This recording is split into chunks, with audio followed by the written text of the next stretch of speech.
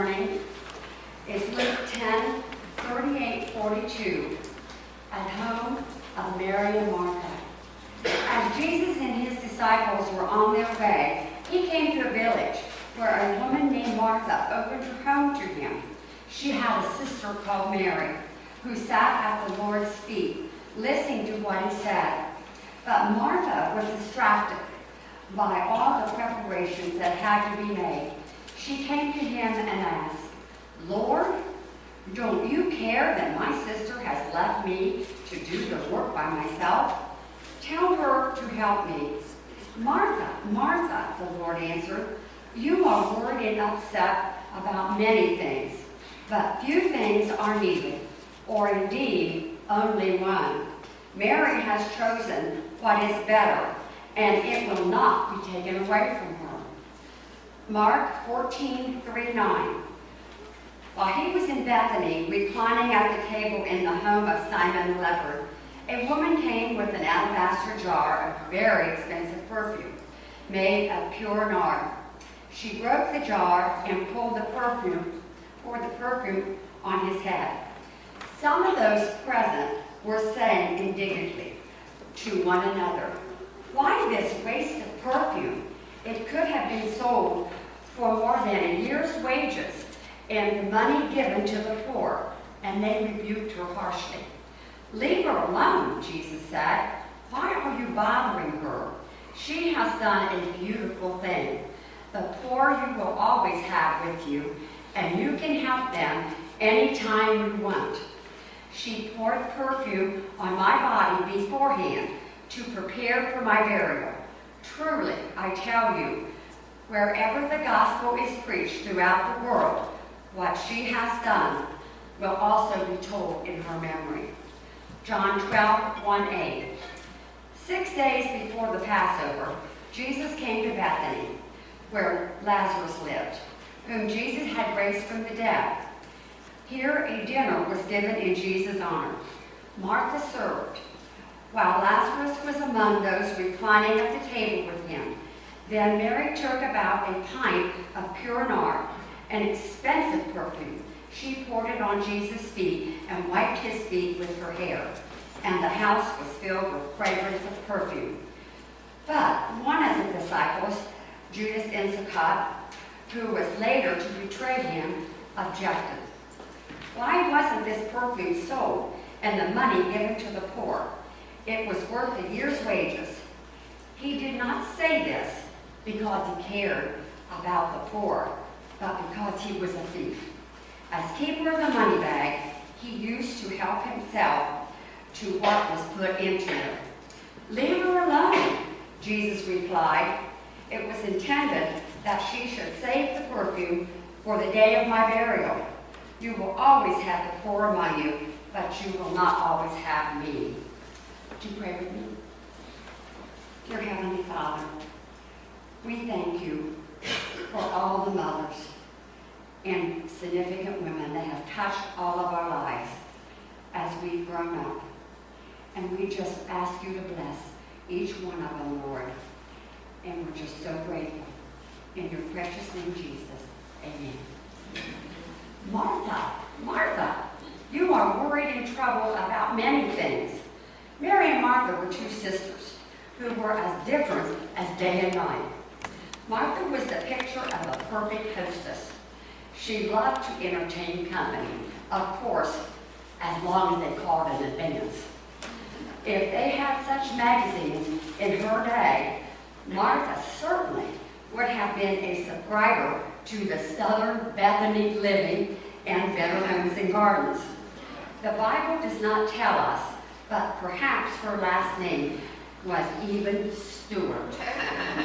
Martha is a perfectionist, and yet she is her own worst enemy. She sets expectations that she can never meet.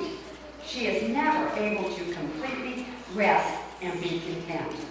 Life for Martha is always an unfinished task.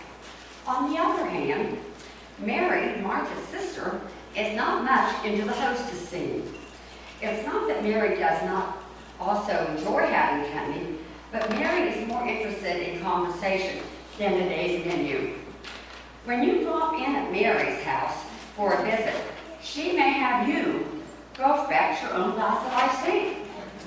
It's not that Mary doesn't care. Mary just takes life as it comes, and material comforts and hostess graces are just not important to her. One time when Jesus was at the home of Mary and Martha, Mary broke a very expensive bottle of fragrant perfume, and she anointed Jesus with the oil. This was an expression of Mary's love and devotion to Jesus. Some of Jesus' disciples became infuriated at her for doing that. Martha was there, and I am certain that she too chimed in with the disciples in chastising Mary for her extravagance.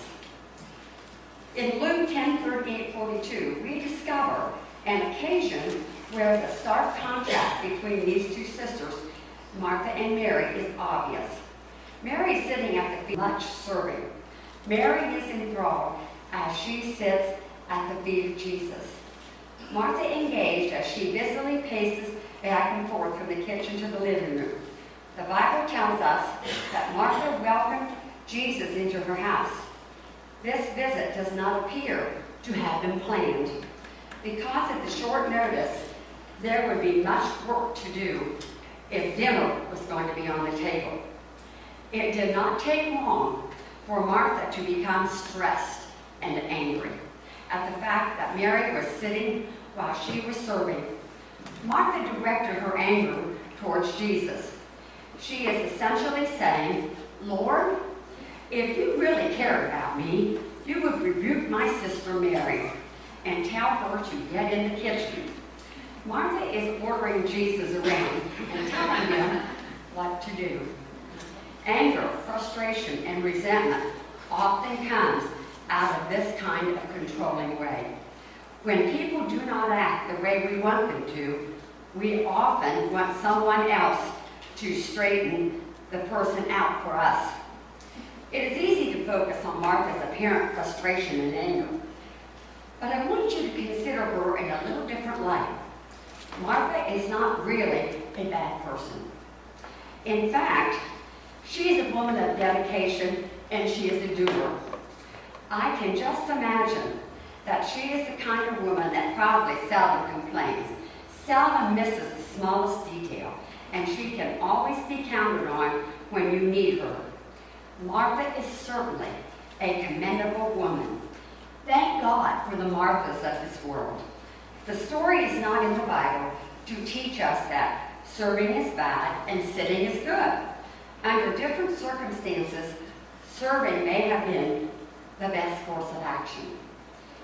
Instead, this is a story about maintaining a much-needed balance in our life. It's a story about the need to recognize that we are human. We stumble, and we fall short. It's a story about being human and how we desperately need to realize just how human we are. It's a story about setting priorities and making the best choices in life. If we not usually confronted with choices that are outright good versus bad. Those are the easy ones to make.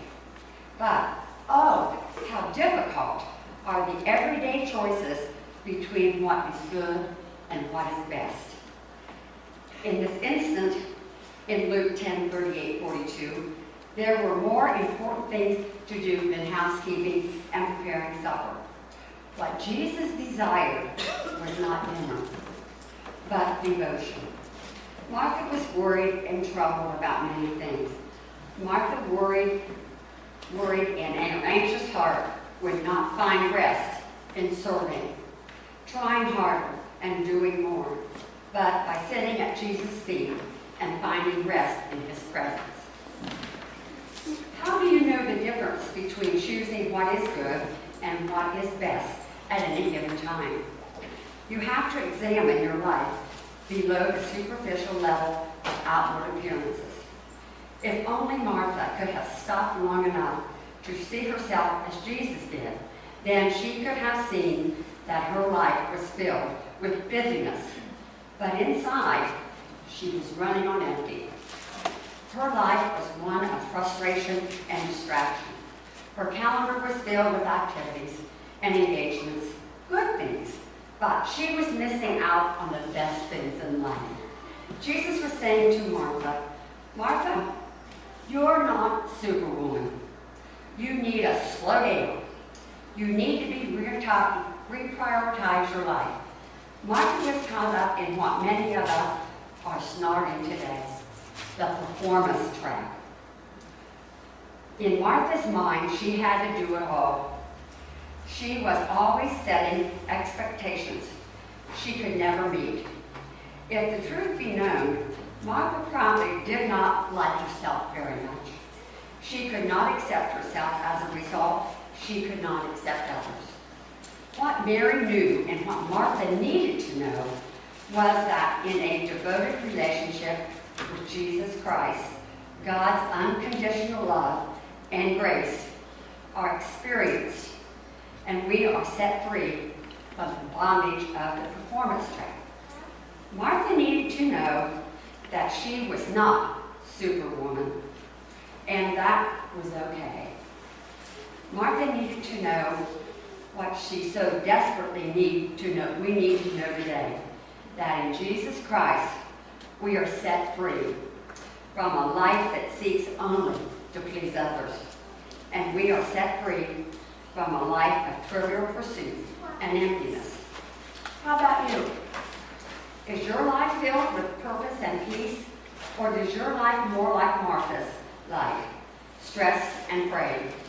When you accept Christ, then you're able to accept yourself, and you become empowered to accept others. There is good news for the bedraggled, beat up, and burnt down. That good news is that you can experience God's rest and acceptance today. Where do you start? First, recognize that you're human. Like all humans, we fall short. We cannot make it in life without Jesus Christ, His grace and power. Even Marthas need Jesus. Second, give Jesus Christ the complete control of your life. Simply say, don't try to be Superwoman or Superman for that reason, but let Christ give you His peace and rest. Jesus' words still ring true for us today. Come to me, all you who labor and are heavy laden, distracted, anxious, tired, frustrated, and I will give you rest. Matthew 11:28. I'd like to close today with a story written by Rachel Dawson, and she's from Crosswalks, and the title of it is Your Small Life Can Still Have a Big Impact. Some days it feels like my life is just a routine, a rather uneventful rhythm of days at work and nights at home, with errands, meals, to-do lists in between. Sometimes it feels like all I really do is switch loads of laundry, empty the dishwasher, cook another meal, write another blog post, tackle the list of tasks at work, and try to get some sleep. Am I making any sort of difference in the world? Does what I do every day matter? How could this life be called a ministry at all? There are moms that spend hours wiping noses, stepping over scattered toys, keeping the house run, and trying to calm the chaos while keeping their wits about them. There are women who are up early to get lunches made and schedules planned before they're off to work, pursuing careers and climbing ladders and getting the job done. There are young women trying to find their place in the world, piecing together jobs or trying to chase their passion while still navigating the many unknowns of adulthood. It's not glamorous, and it's not glorious. But ladies, Dawson says, hear me.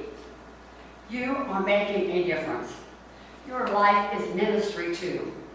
Lisa Jo Baker's recent article, When You Worry Your Life is Too Small to Qualify for a Big Ministry, agrees. Don't tell me that pulpits are only found in churches and speeches only come from stages. Don't tell me that the microphones are necessary to be heard. Baker says, don't tell me Cheerios, diapers, laundry, and dishes aren't serious theology. The hours spent driving children to and from school and practice and play dates may feel ordinary and uneventful. But those hours, what Baker calls wild, obedient, heartbreaking missions, those hours matter. The time spent pouring into the people who live under your roof is not wasted.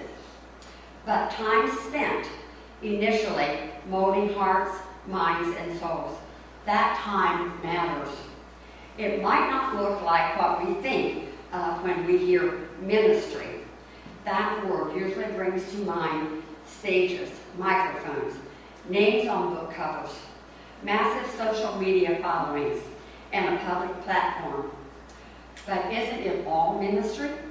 Even our small lives, our normalcy, our day-to-day actions? Don't measure my meaning in stats.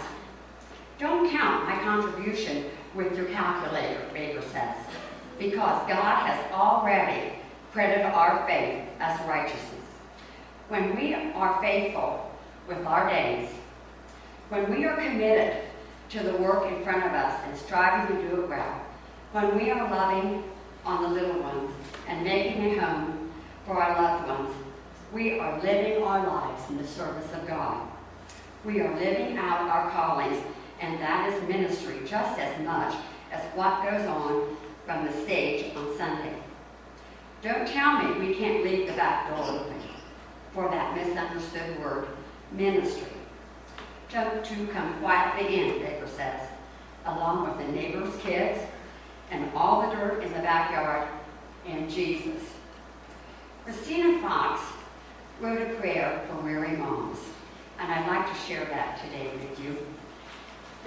It says, help me to find my joy in you and not in my circumstances. Help me not to fear whatever twists and turns may come. Help me to love my children and serve them well. Help me to enjoy each moment with them and not spend my time worrying about the next moment to come. May I remember that even when it feels otherwise, you are always with me and will never leave me or forsake me. Tonight, may I sleep in peace, knowing that even when I lose my breath, you never let me go. And may I open my eyes in the morning to find mercy, fresh and new, ready for the taking. No matter what your days look like, and no matter how small your life might feel, know that your faithful work is in ministry to our Heavenly Father, and it matters. Would you pray with me, please? A prayer for all mothers. Thank you, Lord, that you filled a mother's heart with love, that you have instilled in her very being the need to protect her children at all possible. Thank you for giving her the gift, nurturing her children, of teaching them, of comforting them, for feeding them and making a safe place for them, for guiding them to be all that God has created them to be. Fill every mother with love, wisdom and endurance, with strength and patience and joy. Give them ability to forgive again and again. Enable her to rely on you and call on you, because you will give her all her needs. In your precious and powerful name, amen.